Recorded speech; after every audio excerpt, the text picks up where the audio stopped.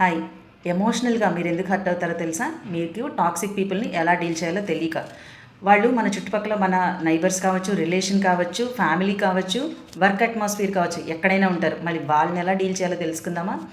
వాళ్ళు మిమ్మల్ని ఇబ్బంది పెడుతున్నారు అనుకున్నప్పుడు కామ్గా ఉండండి. వాళ్ళకి గొడవలు కావాలి. మీ మౌనమే వాళ్ళని బలహీనులుగా చేస్తుంది. సో రియాక్ట్ అవ్వకుండా రెస్పాండ్ అవ్వడం నేర్చుకోండి. సైలెంట్గా మీ బౌండరీస్ మీరు పెట్టుకోండి. వాళ్ళకి చెప్పనవసరం లేదు కూడా. ఎప్పుడైతే మీ స్పేస్లోకి ఎంటర్ అవుతున్నారని తెలుస్తుందో మీరు కామ్గా వెనక్కి వచ్చేయడం నేర్చుకోండి. మీరు అందుబాటులో లేకపోతే వాళ్ళు మిమ్మల్ని ఏమీ చేయలేరు. మీ తర్వాత అడుగులేంటో వాళ్ళకి తెలియనివ్వకండి. Don't over share your personal life. దాన్ని మీకు వ్యక్తిగతంగానే ఉంచుకోండి. వాళ్ళకి తెలియని విషయాల పట్ల వాళ్ళు స్పందించలేరు కాబట్టి మిమ్మల్ని ఏమీ చేయలేరు.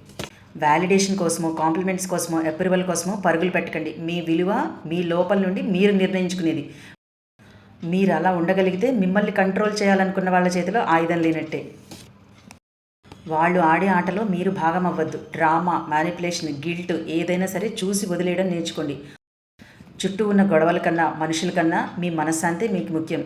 ఎవరైతే వాళ్ళ ఎనర్జీని కాపాడుకొని అన్నింటికన్నా ముఖ్యం వాళ్ళని క్షమించడం. క్షమించడం అంటే మళ్ళీ ఆహ్వానించడం కాదు. It's a closure.